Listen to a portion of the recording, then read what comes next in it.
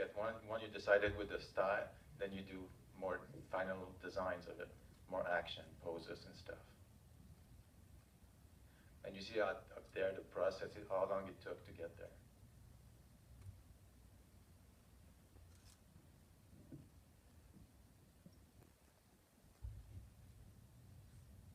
Expression, of course.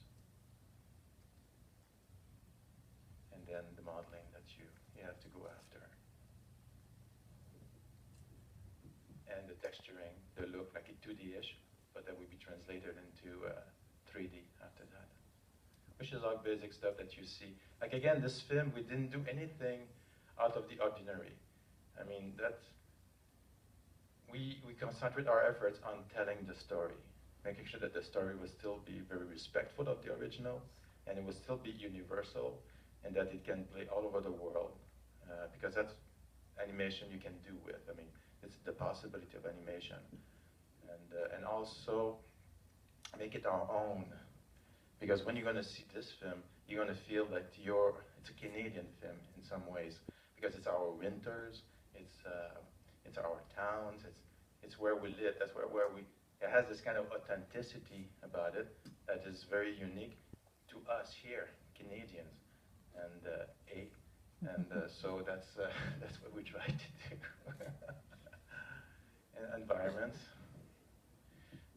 One of the first things also we did, Jean-François and I and Phil, we went to the original shooting of the film in 1984, which is a great region called Charlevoix, and it's by the St. Lawrence Seaway. It's a beautiful area, and we went there for like 4 days and take pictures and did a lot of doodling and drawings of the place and as you can see, it's a nice area, and we really inspired ourselves there to create our own small town that you're going to see in the film.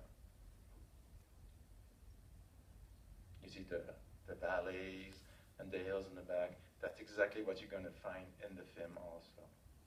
The small town, the colors that you see there, and the very typical architecture of this area, the cliffs, and then that's where you get, after that, the first drawing development of the town. We were trying to get to, like, you need a center town, a train station, and all that, and a school, of course. And it's all like in valleys, so it's at the bottom of the valleys. So that's where the town is, and this is what it looked like at one point.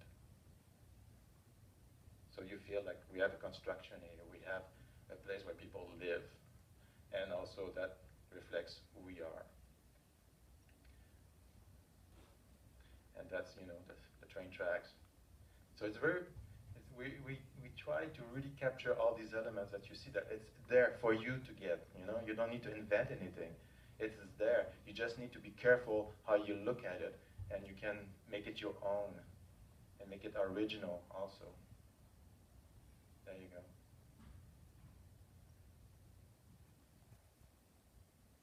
And that's it. That's one of the garage that we saw. And then, wow, this is so typical. Imagine that. That's perfect for a Chuck. You know, it's kind of not abandoned, but it's all messy and all, you know, kind of an old small town garage. So we thought that's perfect. So we use that as our reference, except that we make it more crooked because that's what we wanted to see. Because the art director didn't want to see anything straight. Everything has to be crooked. And that gives it a lot of personality. And a junkyard, you know, like you have to feel the place, like you feel that there's a lot of people, because we didn't have a big budget, so we didn't want to have all these characters walking in town. So we thought that if we filled up all the space with all these elements, you will feel that it's inhabited. There's people around. You don't need to see them, but you will feel them, you know. So that's what we try to do here, and there you go.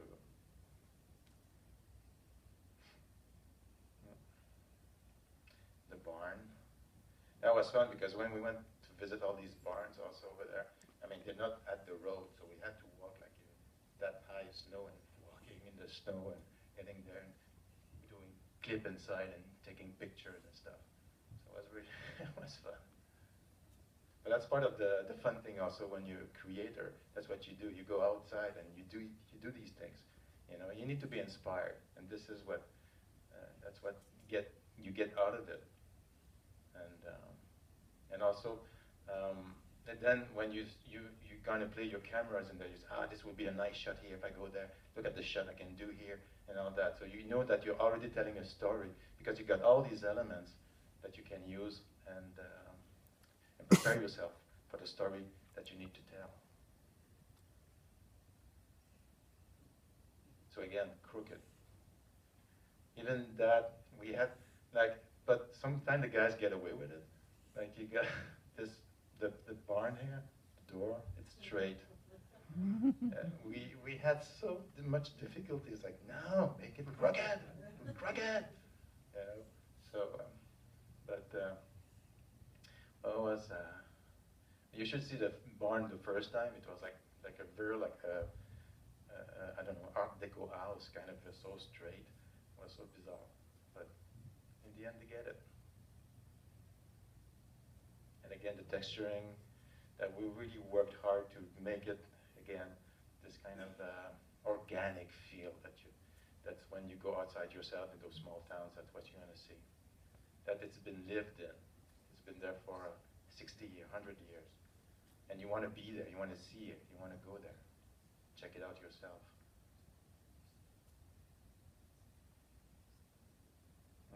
And again, we worked hard at the texturing of the snow. Because if you look at certain movies, when they portray winter, it's blue and white. But here we tried really hard to get into like, no, you saw the palette of the paintings that you saw at the beginning. Well, we really worked hard to, no, there's some yellows, there's some aqua green, aqua blue, and sometimes you're going to see in the sky some purple, some green, some yellow, and then, but again, if we didn't invent anything, it's there. You just stop and look, and you will see it. So that's your goal as a director or as an artist, is you see something and you portray that. That's because you have to have this emotion that you want to tell, you want to portray, and this is what we tried to do here. With every shot, every details, every locations, characters, and so forth. Again, this is a quick study of how this inside of the barn will be. And again, it's a mess. It's anything.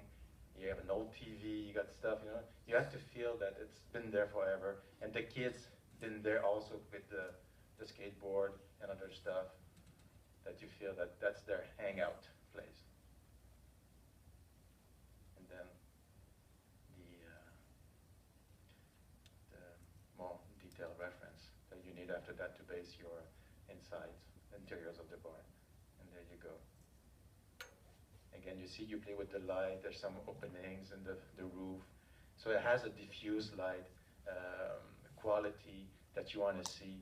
And that's really, again, play with the light. It's the most important thing. Like when you're a visual artist, a painter, the most important thing that you want to do is light. Like if you study paintings of Monet or the Impressionism artists, it's all about light, colors and stuff. So that's what you want to see. And portrait in cinema, don't hesitate to do that. And of course the fort. That was fun to do because that was a big difference with the original film. We didn't have to worry about winter because in the original film, at one point they took a bad year to do the film. There was no snow, so they had to use some styrofoam blocks to create the fort at some point. And but we didn't have that issue at all. So we can really play with it, and we really went, you know. I don't know, really funny way. It's fantastic, or fantasy, if you want. And again, that's the original stuff, the inspirational sketch, and then you get that. It's it's like on a hillside. You got the St. Lawrence Seaways in the back and all this. So you got this great view of how the settings will be. And there you go. And these were like, that's the funny thing here we did, this is a 3D picture, and a 2D artist went over and painted this color schemes that you see here, so that you can really play with it. Again, more of the characters. Yeah. And there you go. So again, see in the sky, how we play with that. It's, I don't know, because Vancouver, you're not much with the snow here, more like rain. But for us in the east side, this is very, you feel you're in Charlevoix country with the trees and stuff and the skies. Wait. So once we get all of that, everybody's very happy. The producer, Roch Demez, the original producer, is very happy. He sees that we're going in the right direction. And also, as this is evolving, the script writing also is evolving. And then we try to get the script the way we want it to go. So we work hard at the characters to define them more and give them some kind of a background so that you can really relate to them. And also, like I said, Luc was a problem, so we create this backdrop for him that his father died in the war, and he never got over that. So all his life is kind of interior. He's kind of stuck with it, and so he's kind of an outsider of this group because of that. And so that all the stuff that we try to create throughout the story to make it more appealing also, and more that you can relate also to the characters. It's not a bunch of kids that just decided to have a snowball fight. We have to have more meat around the bone, if I can say. So one of the good thing also I would say that we did, and I think I thought it was extremely essential, because again, we had the live action director. He had no clue how a storyboard worked. In fact, he had difficulty understanding drawings in a panel. And as compared to us, I don't know you guys, but I grew up with comic books. I grew up reading comic books. I grew up watching Disney film or Bugs Bunny and so forth. So to me, like, just see a drawing, I can relate to it. I understand everything about the drawing. So there was some kind of an education to do for Jean-François. So I did the thumbnails of the whole script, and that was the first. And what we did also is we put that on the wall, like in the good old days of Chuck Jones and Tex Avery, when they would put the storyboard on the wall and they would check it all out and see what's wrong and what's working or not working. And that's what we did. And that was a great thing to do, because it took me 8 weeks to do, but it was so essential to understanding where are the weaknesses of the story and the strong points of the story, and where we shouldn't go and where we should go or not. And it was, I would say, the best thing about the whole process is to make us able to get the story right.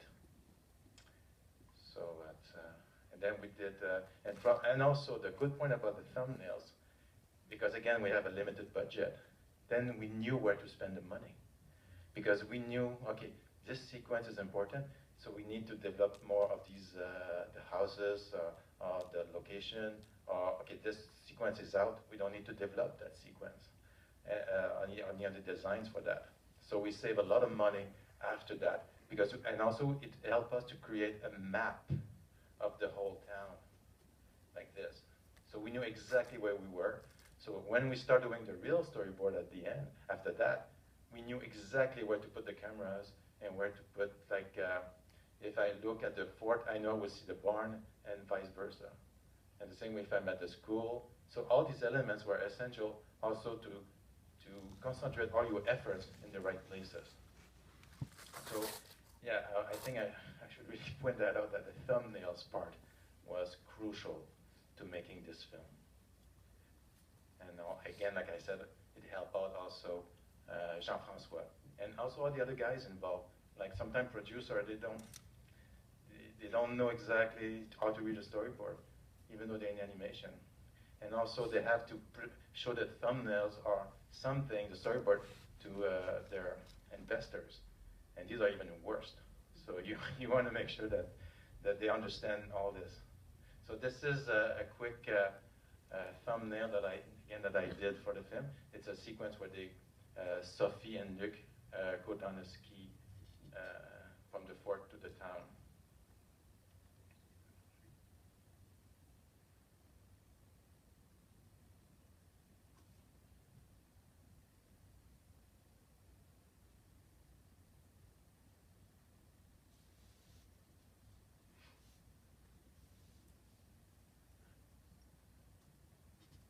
And also for myself, doing the thumbnails, I was able to really capture the whole story. Also, so it helped me also get further about all the characters and how I would like to have them animated.